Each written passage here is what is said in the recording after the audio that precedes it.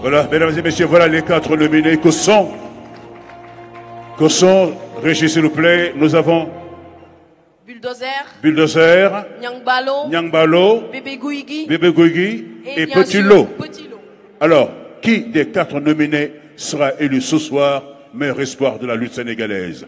Alors, nous allons appeler Monsieur Malingom, qui est le président actuel du CNG de lutte. Merci de nous rejoindre, Monsieur Malingom. Alors, nous t'avons Malingom, s'il vous plaît.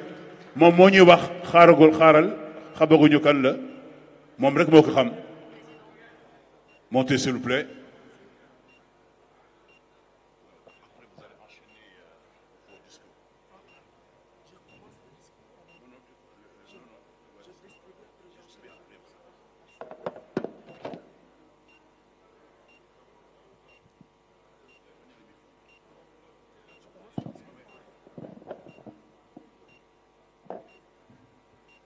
Bonsoir, chers tous.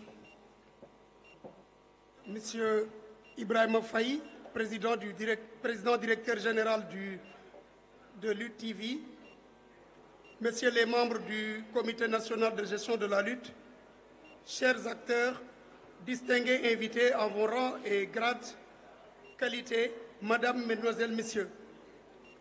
C'est avec un insigne honneur et une immense fierté que je prends la parole aujourd'hui devant cette auguste assemblée à l'occasion de ce festival Lutte TV Awards.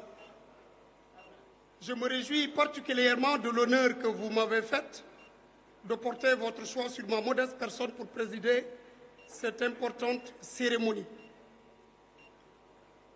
Mesdames, Messieurs, chers assistants, il y a des moments, des instants, des lieux que la mémoire collective garde de façon indélébile dans l'histoire, dans le registre de l'histoire. Cet événement en sera un. C'est le lieu de dire que la lutte sénégalaise n'est pas simplement un spectacle populaire, elle est devenue un pilier économique, social et culturel. Le CNG de lutte que j'ai l'honneur de diriger réaffirme avec force son engagement et sa ferme volonté à œuvrer pour un meilleur devenir de la lutte et de ses acteurs. Une lutte capable de faire rêver des générations, de créer de la richesse, de renforcer notre cohésion nationale.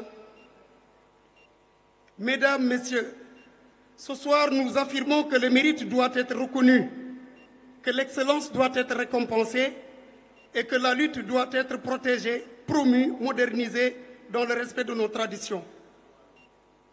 Je félicite chaleureusement Monsieur le Président du Festival de Lutte TV Awards pour cette belle initiative qui en est à sa 2e édition. Vous avez compris que honorer les champions, c'est honorer notre identité. C'est reconnaître ces champions. Reconnaître ces champions est une marque de grandeur, de reconnaissance. Un geste de haute portée que nous apprécions à sa juste valeur. Que le Seigneur, dans son infini bonheur, vous garde au centuple de ses efforts que vous ne cessez de consentir pour le rayonnement de la lutte sénégalaise. Quant à vous, chers récipiendaires, ces trophées que vous allez recevoir sont des symboles, mais aussi une responsabilité. Nous reconnaissons la dignité avec laquelle vous portez les couleurs de vos écuries, de vos médias, l'honneur de vos familles et l'histoire de vos terroirs.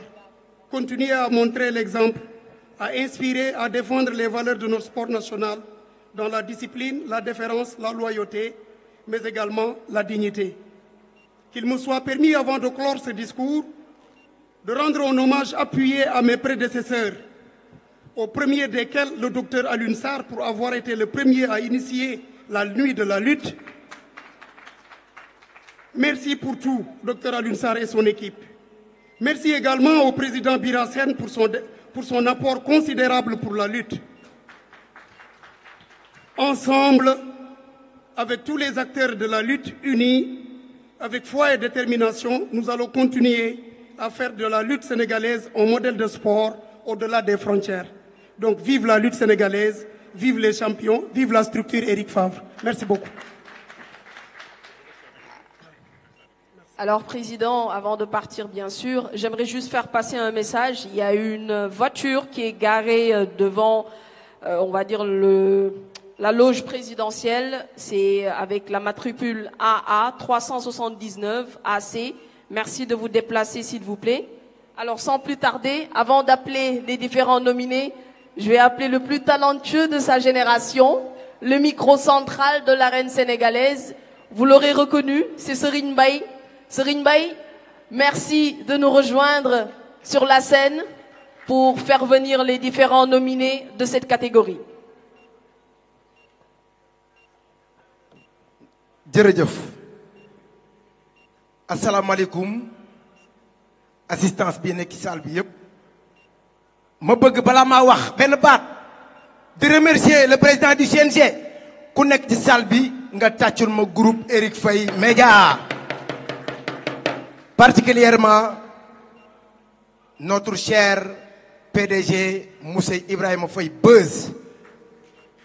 Di jël occasion di profito di souhaiter Lamine Seck le directeur programme joyeux anniversaire ma bëgg ku nekk ci salle bi nga tàccunu Lamine Seck bu baax a baax.